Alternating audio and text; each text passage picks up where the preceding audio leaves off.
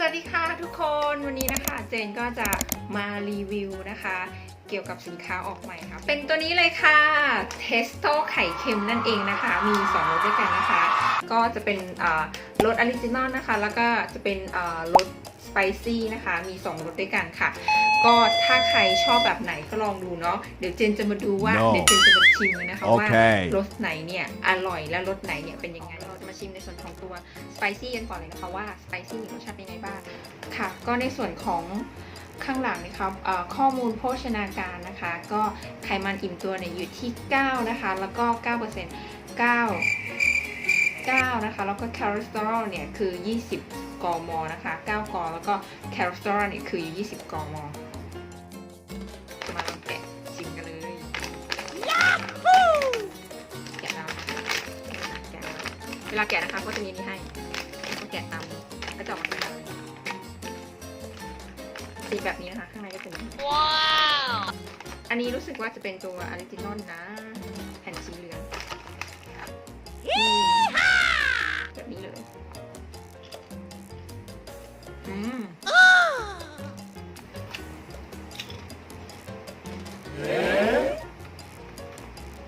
รสชาติไข่เค็มอร่อยค่ะต่อไปเป็นอันที่2นะคะจะเป็นในส่วนของตัวสไปซี่นะคะเป็นสไปซี่เราจะกินสไปซี่กันดีกว่าแกะอันนี้คือแกะนะแกะมาหน้าตาก็จะเป็นแบบสไปซี่แบบนี้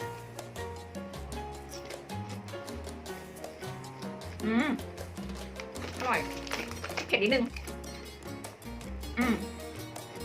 เผ็ดถ้าคนที่แบบกินเผ็ดอยู่แล้วก็อาจจะเฉยๆนะแต่สำหรับเจนแล้วเจนไม่กินเผ็ดก็รู้สึกว่ามันเผ็ดนะเนี่ยก็รู้สึกว่ามันเผ็ดอันนี้ดีกว่านะสำหรับเจนนะเพราะว่าอันนี้รู้สึกว่าอันนี้ไม่เผ็ดเป็นออริจินอลอันนี้อร่อยมันจะมันๆนะคะมันแล้วก็แบบรสชาติจะกลมกล่อมแล้วก็อร่อยดีแต่อันนี้แบบมันแล้วก็แบบก็จะมีความเผ็ดอยู่นิดๆนะคะสำหรับคนที่กินเผ็ดแต่สำหรับเจนรู้สึกว่ามันเผ็ดมากแค่กินไป2 ชิ้นเองนะเผ็ดจริงนะคะสำหรับเจนแล้วเจนไม่กินเผ็ดมาสรุปกันนะคะว่าสำหรับเทสโต้2รสออกใหม่นะคะเป็นรสชาติไข่เค็มนะคะว่า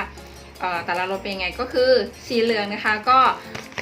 สีเหลืองคือออริจินอลนะคะก็คืออร่อยค่ะก็คือมันจะออกมันๆนะคะแล้วก็กลมกล่อมนะถ้าภาษาอีสานบ้านเจนนะคะก็จะเรียกว่ามันนัวนะคะค่ะอร่อยค่ะแล้วก็ไม่เผ็ดนะคะเหมาะสำหรับคนที่แบบไม่ชอบกินเผ็ดนะคะตัวนี้